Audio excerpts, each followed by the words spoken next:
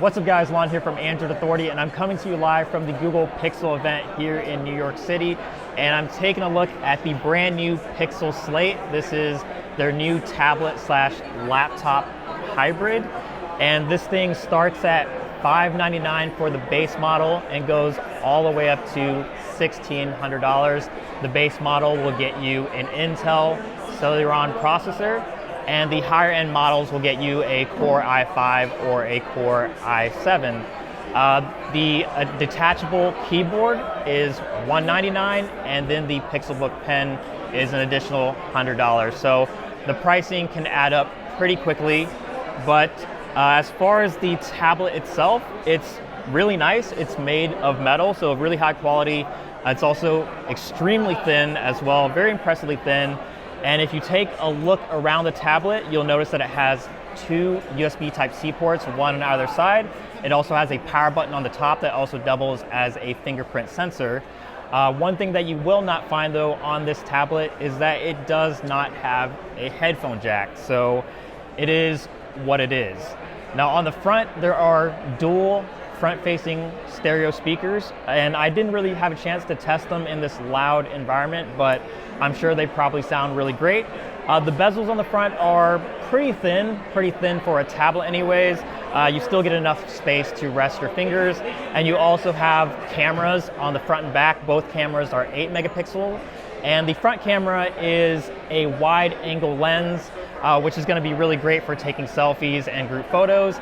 And it also incorporates a lot of the same machine learning algorithms as the Pixel phone, so you're going to be able to do the same portrait mode effects. The screen on here is a 12.3-inch display. Google calls it a molecular display, which is basically sort of a fancy term for a screen that looks really good. So it's really sharp, really vibrant. It's 3000 by 2000 resolution, so it is a 3:2 aspect ratio screen, and it also is an LCD panel as well.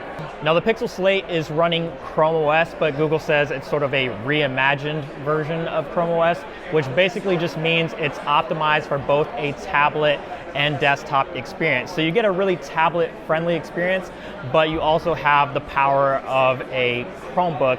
So if you open up Chrome, for example, you get the full version of Chrome, and it's not the mobile version of Chrome.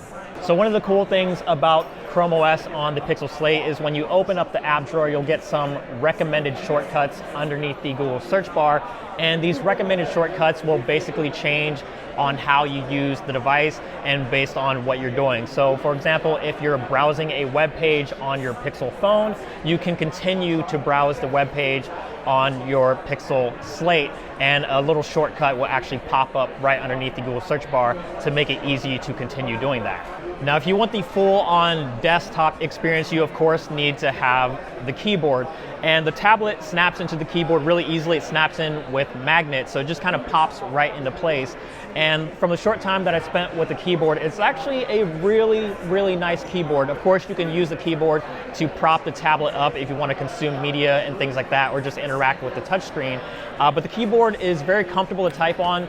The circle-shaped keys might throw you off at first, but it's actually very easy to get used to, and the keys have a really nice amount of travel to them. They're very spacious. The trackpad is also a very nice size as well. It's also very clicky and responsive. So I really like this keyboard a lot. I think it's one of the best parts of the Pixel Slate, and I feel like if you want to get the full power of the Pixel Slate, you definitely have to get the keyboard with it. And of course, there's also the pen as well, which you can use to draw, take notes. You can even use it as a laser pointer if you want. So a ton of functionality with the Pixel Slate. Of course, the price does begin to add up as you begin to move up in storage and processing power, and once you add all the additional accessories as well.